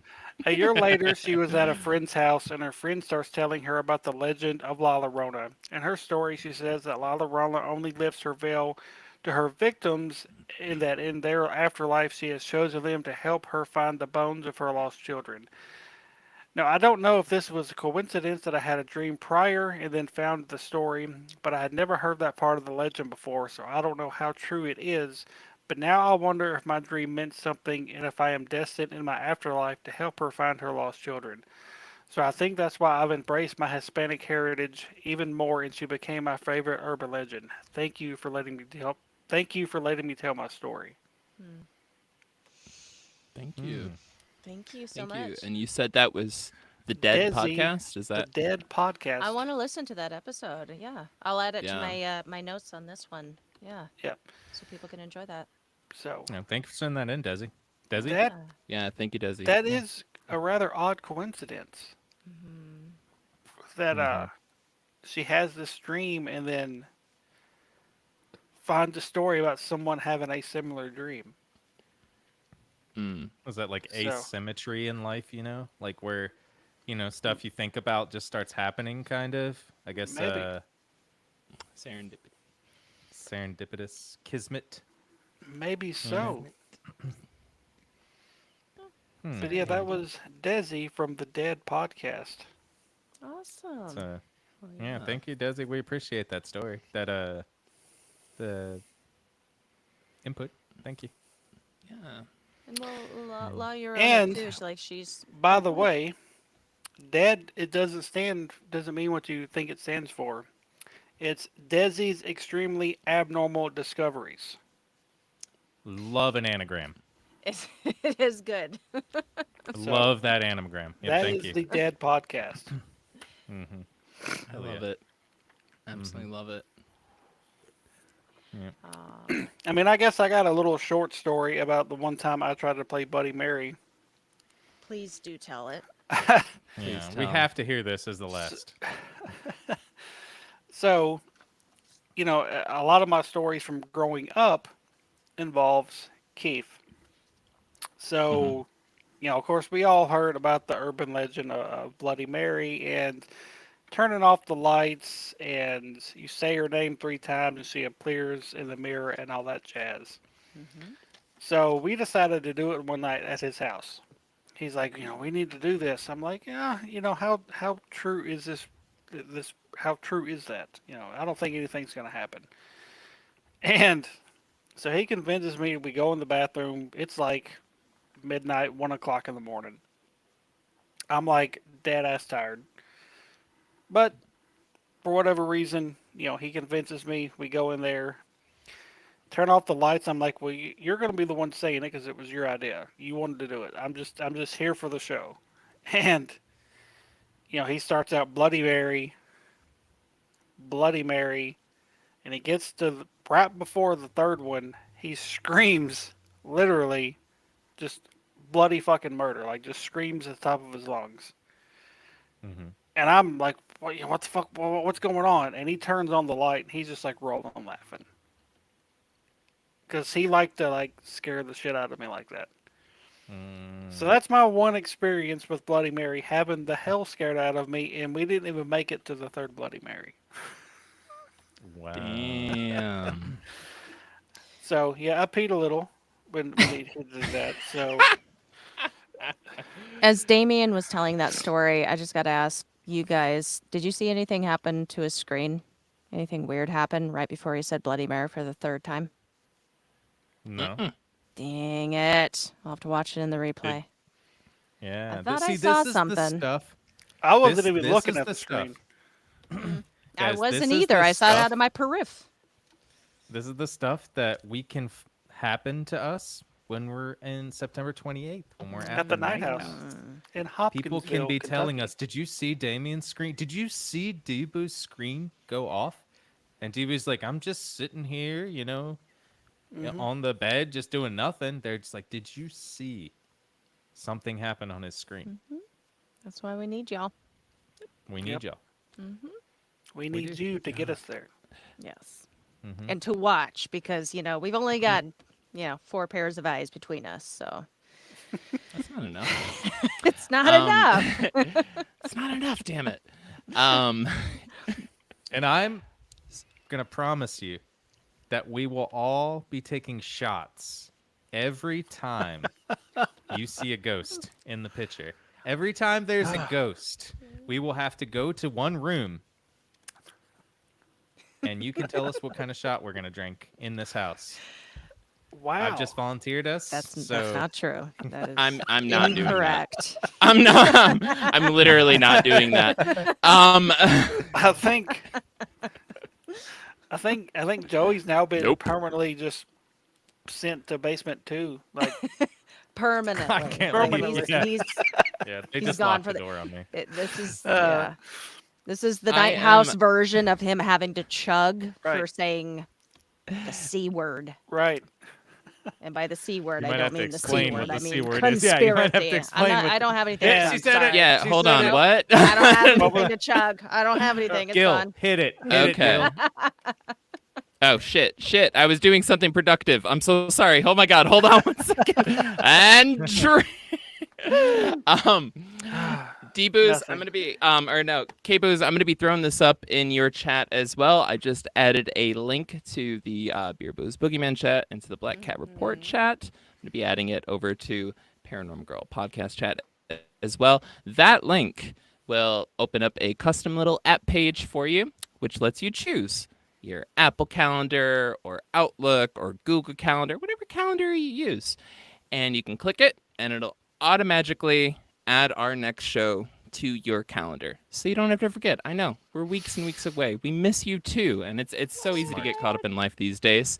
So I'm going to be throwing that up in all the chats. K-Booze, if you could pin it, that would be great. But this is just a reminder, if you're loving this show, then, hey. For those who, remember. may not see it in the chat or may not pay attention to it, our next show is going to be September 7th. That's true. It's going to be the Paranormal Night Telethon. We're doing an old school telethon, y'all. Woo!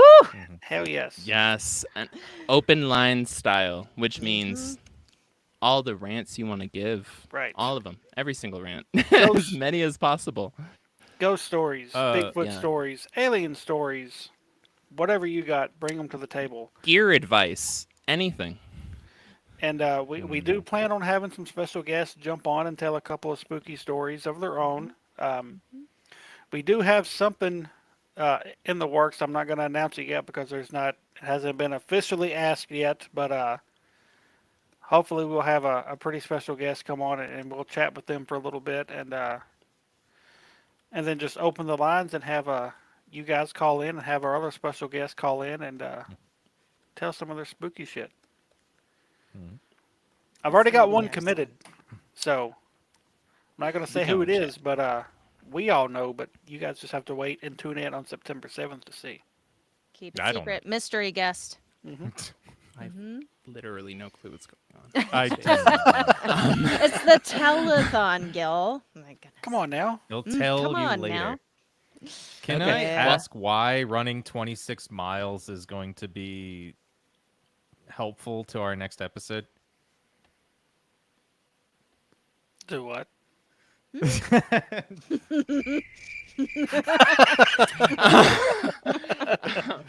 All right, y'all. All right, y'all. All right. This was a great show. This was a great show. was great. Thank you. Yeah. Thank you to all of our callers who called in. We really appreciate it. Thank you. Thank you so so much. much Thank for you. sharing your stories. We always appreciate that shit. And Let's thank you to Noodlehead and to Desi yes. from the Dad Podcast. T Noodlehead. Yes. Thank you. T Noodlehead. T yes. Noodlehead. I Thank apologize. you guys. Mhm. Thank you guys so much. And we always welcome those submissions. Ghost.beer/submit. If you don't want to call into the story, you can just submit your account and we'll tell it here. We will tell it for you. But for now, if that is all of our announcements, what do you say we all we round this one out? Yes. All right. So I'll start it off. So I am the host of the Paranormal Girl podcast. You can find the Paranormal Girl podcast on all listening platforms on YouTube and socials at Paranormal Girl Pod is where you can find it on YouTube and socials.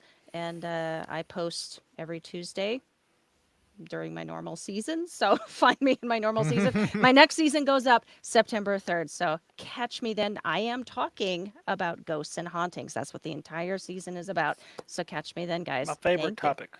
Yes. I'm so excited, dude. Oh, I can't wait to get into it. All right. All right, so I'm the host of Life Beyond 6 Feet. I've just recently returned from almost a year-long hiatus.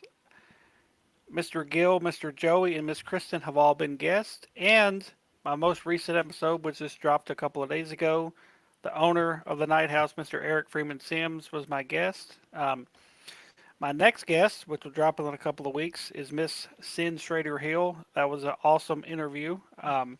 So be on the lookout for that in a couple of weeks. I'm on all social media at Life Beyond 6 Feet.